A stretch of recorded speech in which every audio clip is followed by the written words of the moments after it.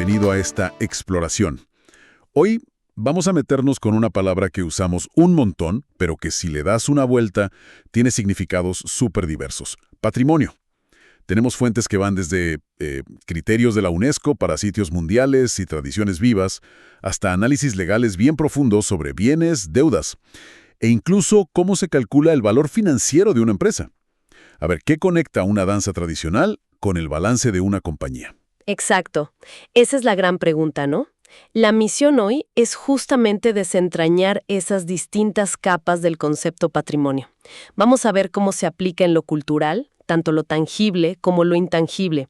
Nos vamos a asomar un poquito al patrimonio documental y después, profundizaremos en su definición legal y financiera.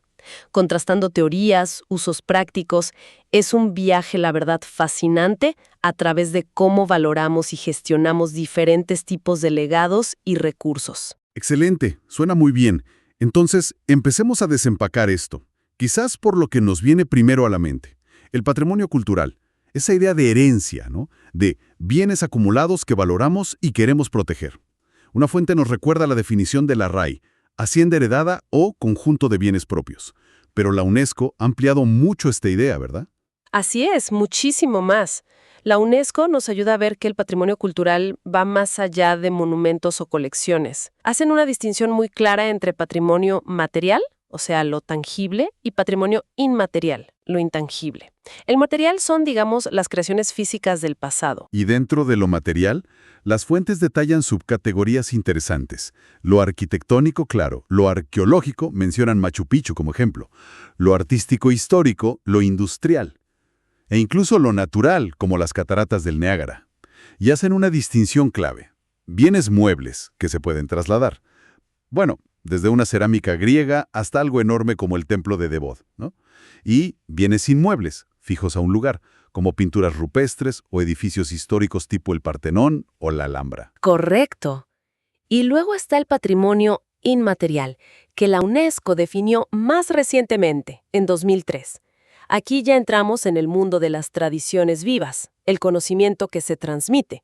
Las fuentes lo describen como ese conjunto de tradiciones, técnicas, costumbres, saberes heredados. ¿Y qué tipo de cosas incluye esto? Porque suena un poco etéreo. Las fuentes mencionan varias categorías. Sí, incluye un montón de cosas. A ver, tradiciones y expresiones orales, leyendas, refranes, incluso el idioma mismo. Artes del espectáculo. Música como el reggae jamaicano, por ejemplo. Danza, teatro como la ópera kunqui china. Usos sociales, rituales y actos festivos. Piensa en el Carnaval de Barranquilla, el Apatún de Berga en España, o las celebraciones del Día de Muertos en México. Conocimiento sobre la naturaleza y el universo. Y muy importante, los saberes y técnicas de la artesanía tradicional, como el trabajo en madera de los Afimaniri, en Madagascar, o la fabricación de tela de cortés en Uganda. Lo crucial aquí es que es un patrimonio vivo, que evoluciona. Depende totalmente de las comunidades que lo practican y lo transmiten, y les da un sentimiento de identidad, de continuidad. No es un objeto estático, para nada. Aquí es donde se pone realmente interesante. A ver, si tenemos estas dos grandes categorías, material e inmaterial, ¿cómo se decide qué es patrimonio mundial? ¿O qué tradición se reconoce internacionalmente? Los criterios deben ser distintos, me imagino. Definitivamente, son enfoques distintos. Para ser incluido en la lista del Patrimonio Mundial de la UNESCO, que generalmente son bienes materiales o naturales, un sitio debe tener valor universal excepcional, el famoso BUE. Esto significa cumplir al menos uno de 10 criterios específicos, muy rigurosos. 10 criterios. Uf. Sí, por ejemplo, representar una obra de arte del genio creador humano, ese es el criterio I, o representar fenómenos naturales o áreas de belleza natural e importancia estética excepcional, criterio 7. Suena un listón muy alto. Lo es. Y además se exigen condiciones estrictas de integridad. O sea, que esté completo, que tenga todos los elementos necesarios. También de autenticidad, que sea genuino, especialmente en lo cultural. Y, fundamental, que exista un sistema de protección y gestión que garantice su salvaguarda a largo plazo. No es fácil entrar ahí. Ahora, Para el patrimonio cultural inmaterial, en cambio, el enfoque es otro, muy diferente. No se busca un valor excepcional comparativo. Lo fundamental es que sea reconocido por la propia comunidad que lo crea, lo mantiene y lo transmite. Ellos son los protagonistas. La UNESCO tiene 2 listas principales para esto. La lista de salvaguardia urgente para tradiciones que están en riesgo y la lista representativa del patrimonio cultural inmaterial de la humanidad que busca dar visibilidad y fomentar el diálogo. Pero el énfasis está en salvaguardar los procesos de transmisión de ese conocimiento y esas prácticas a las nuevas generaciones. Que siga vivo.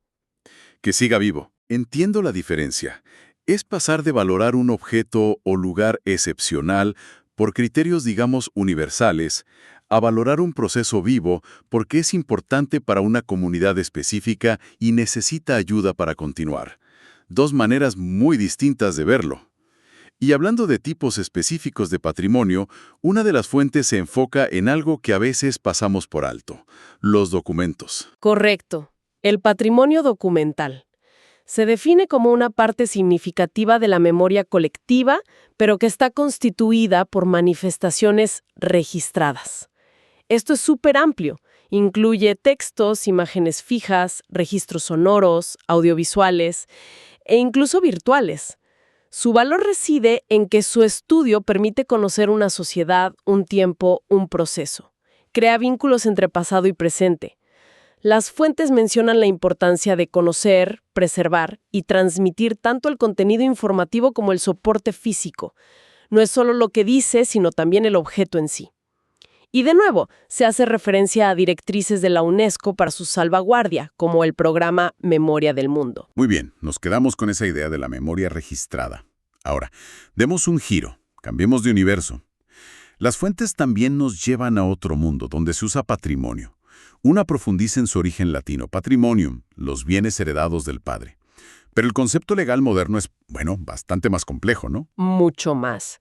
En el derecho civil, especialmente influenciado por tradiciones como la francesa y la alemana, que analiza una de las fuentes, con enfoque en el contexto mexicano, patrimonio se refiere a la universalidad jurídica de bienes y obligaciones de una persona susceptibles de valoración económica.